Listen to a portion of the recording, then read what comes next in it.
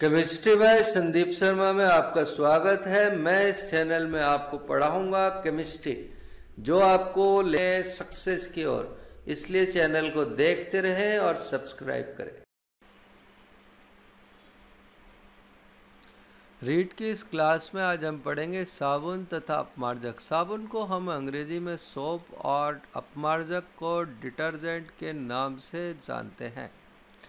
तो साबुन बना सबसे पहले हम बनाएंगे साबुन और अपमार्जक, साबुन और फिर अपमार्जक, और इनमें फ़र्क देखेंगे। साबुन प्राकृतिक तेलों से बनता है जबकि अपमार्जक आर्टिफिशियल सब्सटेंस से बनाया जाता है। साबुन कठोर जल में काम नहीं करता जबकि अपमार्जक कठोर जल में काम करता है। तो पहला क्वेश्चन यही आ जाएगा कि साबुन और अपमार्जक में से कौन कठोर जल में अच्छी तरह कार्य करेगा। तो अपमार्जक कठोर जल में भी कपड़ों को अच्छा साफ करेगा और साबुन नहीं करेगा। अब देखते हैं साबुन बनाते हैं। साबुन बनाने के लिए हम इस ट्राइग्लिसराइड का उपयोग करते हैं, और जब इस ट्राइग्लिसराइड को NaOH और KOH, जिसको हम कास्टिक सोडा भी कहते हैं, कास्टिक सोडा के साथ में इसका जल अपघटन करते हैं तो इस क्रियाविधि को साबुनीकरण के नाम से जाना जाता है। तो दूसरा क्वेश्चन यहाँ बन गया कि साबुनीकरण क्या है। साबुनीकरण एक क्रियाविधि है जिसमें ट्राइग्लिसराइड को जल अपघटन, क्षारीय जल अपघटन द्वारा हम साबुन में बदल देते हैं। तो जब हम इसमें क्षार डालते हैं तो यहाँ से ये कंपाउंड टूट जाता है, और इसके टूटने से हमें एक तो मिलती है ग्लिसरीन, जिसका हम उपयोग सौंदर्य प्रसाधनों में किया करते हैं, और दूसरा हमें जो कंपाउंड मिलेगा वो होगा हमारा साबुन, जिसको हम नेचुरल साबुन कहते हैं। हमने पढ़े होंगे ओसवाल साबुन, ठीक है ना। तो ओसवाल साबुन में हम देख सकते हैं NaR, सब जानते हैं कि ओसवाल कपड़े धोने का साबुन है। अब कैसे पता लगे कि ये कपड़े धोने का साबुन है या नहाने का। तो अगर हमने सोडियम डाला है तो इसे कठोर साबुन कहते हैं, और अगर पोटेशियम डाला है तो इसे मुलायम साबुन कहते हैं। और कठोर साबुन का उपयोग हम कपड़े धोने में करते हैं, ठीक है ना। तो हमारा जो साबुन बन गया है वो है कठोर। अगर हम KOH का उपयोग करते या RCOK बना देते तो हम उसको कहते हैं मुलायम साबुन। जब हम मुलायम साबुन को अल्कोहल में डालकर उबालते हैं तो ये पारदर्शी हो जाता है। तो तीसरा क्वेश्चन कि साबुन को पारदर्शी कैसे बनाया जा सकता है, मतलब प्योर साबुन कैसे बनाते हैं। तो जब हम साबुन को एथेनॉल में डालकर उबालते हैं तो वो पारदर्शी बन जाता है। हम आगे चलते हैं और अब देखते हैं कि जो साबुन है वो कठोर जल में क्रिया क्यों नहीं करता है। तो जब हम साबुन को कठोर जल में मिलाते हैं, कठोर जल में कैल्शियम और मैग्नीशियम के लवण होते हैं। ये हमारा चौथा क्वेश्चन हो सकता है कि कठोर जल किसकी वजह से होता है। तो कैल्शियम और मैग्नीशियम के लवण की वजह से जल कठोरता दिखाता है।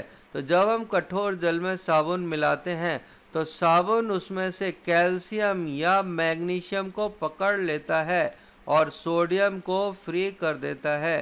तो अगर हम कठोर जल में साबुन मिलाते हैं तो सारा साबुन उसकी कठोरता को दूर करने में ही उपयोग हो जाता है।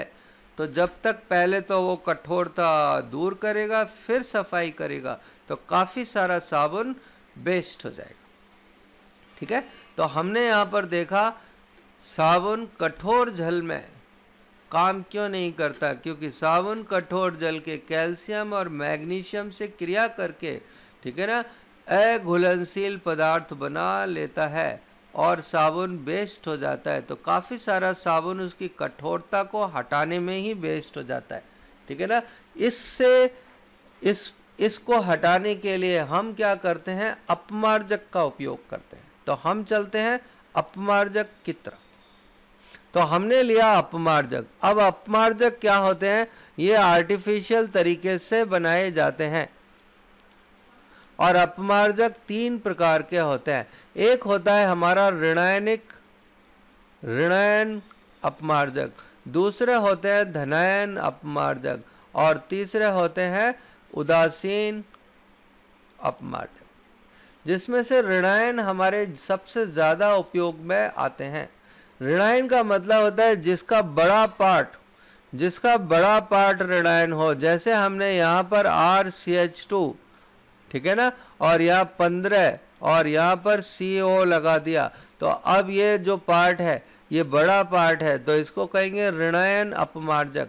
और अगर बड़ा वाला पार्ट जैसे हमने ये लगा दिया और इस पे कैसा चार्ज है, पॉजिटिव, तो हम इसको कहेंगे धनायन अपमार्जक।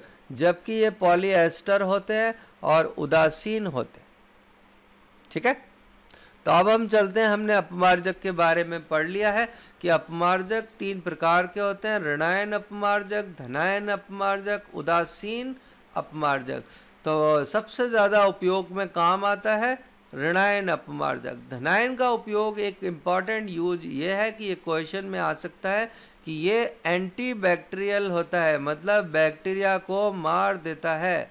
तो वो हमसे पूछेगा रीड में, कौन सा अपमार्जक बैक्टीरिया को ख़त्म करने के काम आता है? तो धनायन अपमार्जक बैक्टीरिया को समाप्त कर देता है। अब हम देखते हैं कि डिटर्जेंट कपड़े की सफाई कैसे करता है। ठीक है ना, तो हम चलते हैं आगे। तो अपमार्जक बनाने के लिए हम डिटर्जेंट के साथ में सोडा एस मतलब सोडा की राख को भी डालते हैं, और ये सोडा की राख कठोर जल को मृदु जल में बदल देती है। ठीक है ना, अब डिटर्जेंट देखते हैं। ये डिटर्जेंट का लॉन्ग कार्बन की चेन है, ये कार्बन की लॉन्ग चेन है। अब इसके क्या है, 2 सिरे हैं। ये वाला सिरा तो जल स्नेही होता है, और जो दूसरा बचा ये वाला सिरा जल विरोधी होता है, मतलब ये पानी से दूर भागता है। तो जब हम किसी बाल्टी में डिटर्जेंट को घोलेंगे, तो अब जो जल स्नेही सिरा है वो तो पानी की तरफ भागेगा, और जो जल विरोधी सिरा है वो पानी से दूर भागेगा। तो बच्चों, पानी के अंदर जल विरोधी सिरा अपने को कैसे बचाता है हम देखते हैं, और यही इसके कपड़े की सफाई की विधि है। तो जैसे ही हम डिटर्जेंट को पानी में डालते हैं, जल विरोधी सिरा पानी से दूर भागता है। डिटर्जेंट का अणु पानी में से निकलकर तो भाग नहीं सकता, तो ये क्या करता है, जो गंदगी होती है, गंदगी तेल से बनी हुई होती है, गंदगी तेल की बनी हुई होती है। इसलिए गांव में कपड़े कम गंदे होते हैं और शहरों में कपड़े ज़्यादा गंदे होते हैं, क्योंकि शहरों में तेल ज़्यादा, मतलब गाड़ी वगैरह से तेल वातावरण में काफ़ी मुक्त होता है। तो जो जल विरोधी सिरा है वो जाता है और इस तेल के साथ में बंद बना लेता है। तो आप देखें, बाहर वाले सिरे पर ऋणात्मक आवेश आ जाता है, ऋणात्मक आवेश आ जाएगा, और इस पूरी संरचना को हम कहते हैं मिसेल। तो ये रीड का अगला क्वेश्चन कि मिसेल क्या है। ठीक है ना, तो अपमार्जक के कोलाइडी विलयन को मिसेल कहते हैं। ये इम्पॉर्टेंट है बच्चों, इसको अभी कॉपी खोलकर लिख लो। ठीक है ना, रीट में आने वाला क्वेश्चन है कि मिसेल क्या होता है। तो अपमार्जक के कोलाइडी विलयन को मिसेल के नाम से जाना जाता है। तो अब ये जो संरचना बन गई, इस अपमार्जक के अणु ने इस गंदगी के अणु के साथ में बंद बना लिए हैं। अब जब हम इसको थपारी से या हाथों से रगड़ेंगे तो ये पूरी गंदगी साबुन के साथ साथ कपड़े को छोड़कर बाहर चली जाएगी पानी के साथ, और हमारा कपड़ा साफ हो जाएगा। अब इसमें कुछ इम्पॉर्टेंट बातें, और वो इम्पॉर्टेंट बात क्या है, सीएमसी। सीएमसी को हिंदी में कहते हैं क्रांतिक मिसेल सांद्रता, क्रांतिक मिसेल सांद्रता। ठीक है ना, अपमार्जक की वह न्यूनतम मात्रा जो मिसेल बनाने के लिए आवश्यक हो उसको हम सीएमसी या हिंदी में क्रांतिक मिसेल सांद्रता कहते हैं। और अगला है क्राफ्ट टेम्परेचर। Craft temperature. हमने बेटा नोटिस किया होगा कि सर्दियों में हम गर्म पानी का उपयोग करते हैं, ठीक है ना, गर्म पानी का उपयोग करते हैं क्योंकि गर्म पानी में मिसेल का बनना सुविधा अनुसार होता है। तो वह न्यूनतम ताप जिस पर अपमार्जक का मिसेल बन जाता है उसे हम क्राफ्ट टेम्परेचर के नाम से जानते हैं। तो मैंने यहाँ पर डिटर्जेंट के बारे में जो भी इम्पॉर्टेंट पॉइंट थे वो आपको बताए हैं और इनसे बाहर क्वेश्चन रीट में नहीं आ सकता, ठीक है ना।